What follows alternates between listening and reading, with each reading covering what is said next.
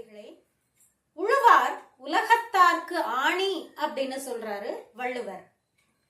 செங்கோலை நடத்துவது ஏற்பிடிக்கும் உழவனின் சிறுகோலே அப்படின்னு சொல்றாரு கம்பர். வரப்புயர நீர் உயரும், நீர் உயர நெல் உயரும், நெல் உயர குடி உயரும், குடி உயர கோன் உயர்வான் அப்படின்னு சொல்றாங்க நம்முடைய அவ்வை பாட்டி. கோன்னா என்ன உங்க எல்லாருக்கும் தெரியும்ல. கோன்னா அரசன்.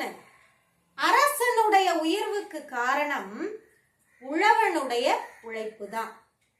அப்படிப்பட்ட உழவனுக்கு நன்றி செலுத்தக்கூடியதுதான் பொங்கல் திருநாள். தமிழர் திருநாள்னு சொல்லக்கூடிய இந்த பொங்கல் திருநாள் தமிழ்நாட்டுல மட்டும் இல்ல, சிங்கப்பூர், மலேசியா, பர்மா, இலங்கை, மொரீஷியஸ்னு தமிழர்கள் வாழக்கூடிய ஒவ்வொரு நாட்டிலையும் ரொம்ப சிறப்பா கொண்டாடப்பட்டுட்டு வருது. இன்னைக்கு நேத்து கொண்டாடப்படுறது இல்ல இந்த பொங்கல் திருநாள்.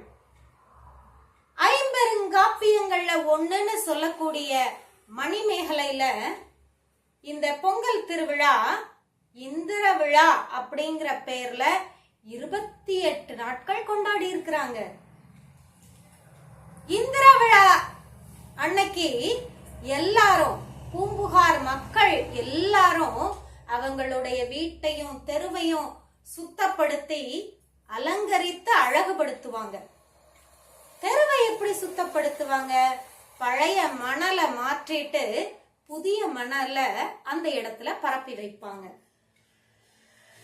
வாழை, கமுகு இந்த மாதிரி மரங்களை வச்சு அழகா அந்த ஊரை அலங்கரிச்சு பொங்கல் வச்சு இந்திர விழாவை கொண்டாடினாங்க பூம்புகார் மக்கள். இன்றைய காலகட்டத்துல பொங்கல் திருநாள் 4 நாட்கள் கொண்டாடப்படுது. அதுல முதல் நாள் போகி. மார்கழி மாதத்தினுடைய கடைசி நாள்தான் போகி திருநாள்னு கொண்டாடுறோம். பழையன கழிதலும் புதியன புகுதலும் போகி. நம்முடைய துயரங்களை எல்லாம் போக்கக்கூடியதுனால இதுக்கு போகி அப்படின்னு சொல்றோம். நம்ம பயன்படுத்தி வேண்டாத பொருட்களை எல்லாம் நம்முடைய வீட்டு வாசல்ல போட்டு கொளுத்துறோம். அதுதான் நம்முடைய செயலா இருக்குது. இதனுடைய தாற்பயம் என்ன அப்படின்னா, நம்முடைய மனசுல இருக்கக்கூடிய வேண்டாத அழுக்கு, வன்மம், பொறாமை, இந்த அழுக்குகளை எல்லாம் வெளியில போட்டு கொளுத்தணும். அதுதான் இதனுடைய தாற்பயம். இந்த போகி அன்னைக்கு நிலைப்பொங்கல் பூஜையும் பண்ணுவாங்க. நம்முடைய வீட்டு வாசல்ல நிலைப்படி இருக்குது இல்லையா, அந்த நிலைப்படியில மஞ்சள் பூசி குங்குமம் வச்சு வெற்றிலை, பாக்கு, வாழைப்பழம், தேங்காய் இது எல்லாத்தையும் படைச்சு பூஜை செய்வாங்க. போகி பொங்கல் அன்னைக்கு இல்லுறை தெய்வங்களை வணங்குறது நம்முடைய மரபு. போகி பொங்கலுக்கு அடுத்த நாள் தைத்திங்கள் திருநாள். தைமகள் வந்தாள்னு தை மாதத்தின் முதல் நாளை வரவேற்கிறது தான் தைப்பொங்கல் திருநாள்.